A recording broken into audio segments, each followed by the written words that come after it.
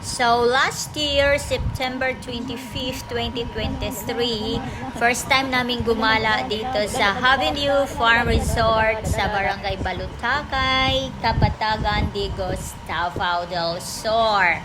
So, first time kong pumunta dito kahit na yung Digos City is my born or was my born place, but never po akong nakagala sa places ng Davao del Sur or Digos City. Bakit?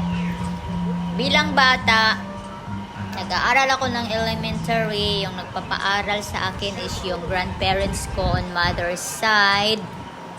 But kailangan kong kumayod. Kayod kalabaw, trabaho dito, trabaho doon, bahay, pag-aaral. Yun lang po ang ginagawa ko. Bawal gumala, bawal maglaro, pero minsan binibigyan din naman kami ng time na maglaro, pero it's very rare happen kasi sobrang higpit po sila mababait naman, pero yun nga lang, dahil sila yung nagpapaaral sa aming magkakapatid, kailangan naming magkayod kalabaw talaga, as in grabe. So we never enjoy our life as a kids. So wala, kahit nga kapitbahay namin hindi ko kilala yung mga relatives namin. So lately ko na sila nakilala na relatives ko pala sila. O diba?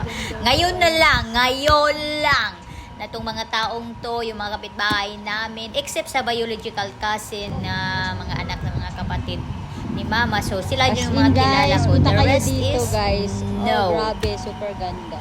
Yung mga classmate ko, hindi ko nga alam na mga ko pala sila, mga relatives, yung iba, di ba? Dahil nga, bawal gumala. Kapag gumala ka, ay nako, may walas ting-ting na nag-aabang.